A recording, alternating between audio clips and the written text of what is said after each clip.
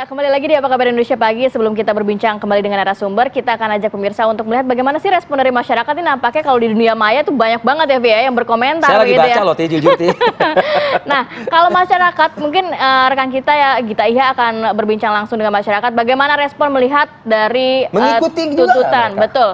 Selamat pagi, Gita. Silakan.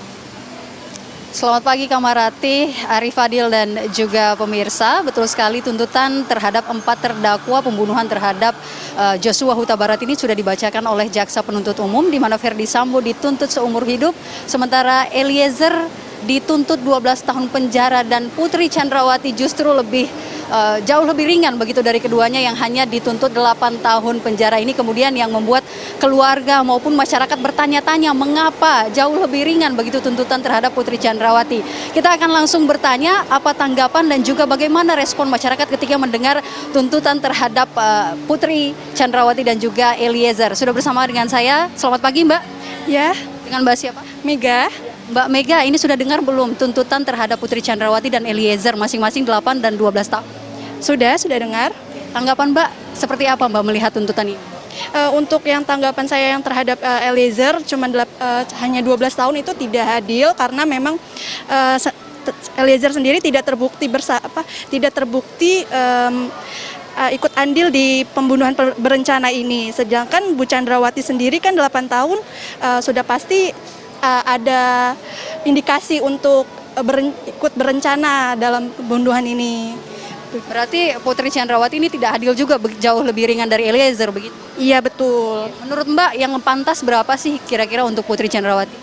Disamaratakan dengan Pak Sambo sendiri sih, karena memang kan Pak Sambo sendiri kan sudah ada tuntutannya juga kan, yaitu seumur hidup kalau tidak salah. Mbak sendiri suka nonton sidangnya? Suka, cuman akhir-akhir ini agak kurang mengikuti, cuman kalau untuk tuntutannya sendiri saya begitu sangat kaget dan kecewa ya, karena memang tidak adil, sangat tidak adil. Terima kasih Mbak Mega. Satu lagi, Arif Fadil dan juga Kamarati, kita akan bertanya dengan Mas siapa? Mas Zulfikar. Mas Zulfikar, sudah dengar belum tuntutan terhadap Putri dan juga Eliezer? Oh, sudah. Tanggapan Mas bagaimana? Kalau tanggapan saya kurang setuju ya. Soalnya kalau dibilang untuk Eliezer itu dia emang cuma korban dari atasannya. Sementara Putri itu emang dia kayak sekelompokan sama suaminya itu. Berencana gitu. Menurut Mas sendiri, hukuman yang pantas untuk Putri itu berapa tahun, Mas? Harusnya sih setimpal sama suaminya juga sih ya. Seumur hidup? Yes. Ya begitu sih. Mas melihat jaksa belakangan ini agak kurang ini begitu, melempem begitu dibanding awal nggak? Iya, saya melihatnya sih begitu. Kalau untuk Ferdy Sambo sendiri sudah tepat hukuman ataupun tuntutan yang dilayangkan? Kalau Ferdy Sambo menurut saya sih sudah tepat ya. Dan semoga nggak ada pengurangan dan segala macamnya seperti remisi lah. Terima kasih Mas, Mbak Mega atas tanggapannya. Itu dia Arif Fadil dan juga pemirsa, tanggapan dari masyarakat. Bagaimanapun ini masih tuntutan, hasil akhir daripada persidangan akan ditentukan oleh hakim. Bisa jadi sama dengan tuntutan jaksa, bisa jadi lebih ringan atau bahkan lebih berat dari apa yang dituntut oleh jaksa penuntut umum. Sementara demikian kami kembalikan ke Anda di studio. Gita Iha yang sudah membantu kami mendengarkan suara masyarakat langsung begitu ya. Ternyata ini memang masyarakat banyak yang menilai atau menginginkan sebenarnya untuk Putri Chandrawati harusnya lebih tinggi. Mungkin sama seperti Sambo tuntutannya. Coba kita dengarkan.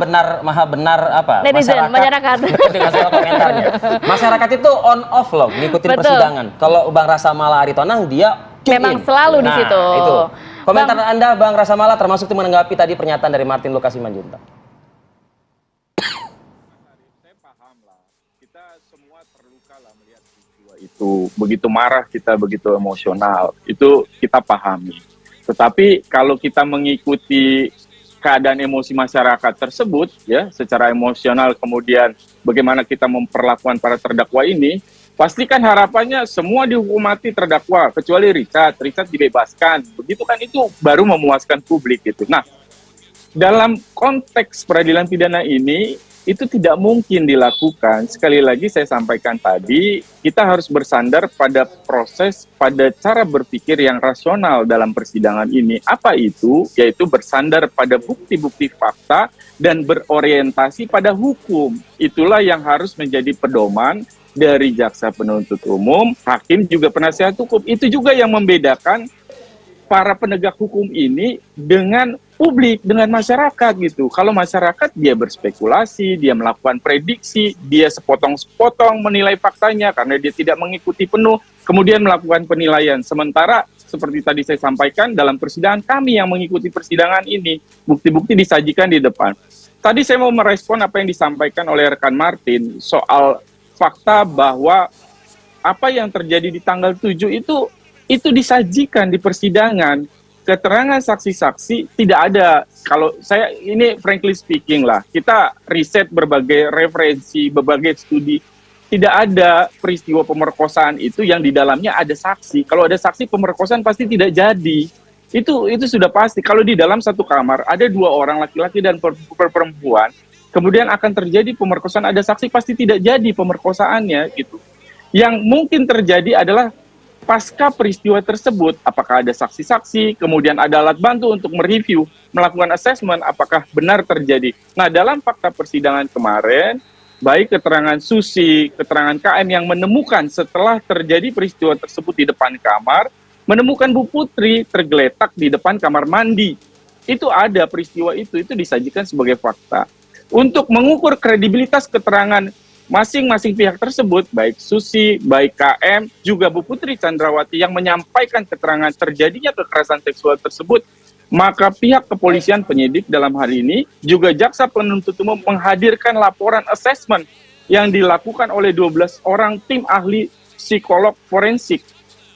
12 ini melakukan penilaian dan hasil penilaian laporannya adalah memverifikasi 7 ukuran yang digunakan mengenai kredibilitas keterangan dari masing-masing pihak tersebut dan dinyatakan keterangan tersebut kredibel.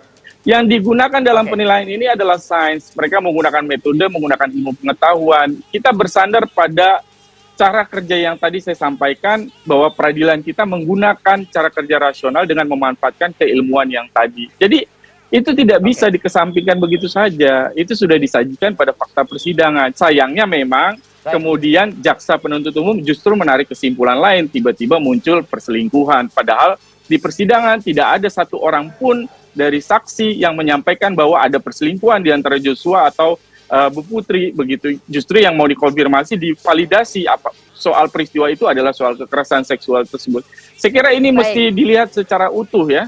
Dan kami yang bersidang 3 bulan lebih pada persidangan itu yang makanya jaksa penuntut umum juga menilai dengan fakta dan bukti tersebut, maka tuntutan dari masing-masing adalah yang kemarin dibacakan itu, begitu. Jadi sekali lagi prinsipnya harus bekerja secara rasional dan memang kita harus terbuka. Martin itu sedang ingin mengomentari ya Bang Martin ya. Tapi saya juga harus adil juga, yang di studio juga harus ikut bersuara juga nih Bang Martin ya.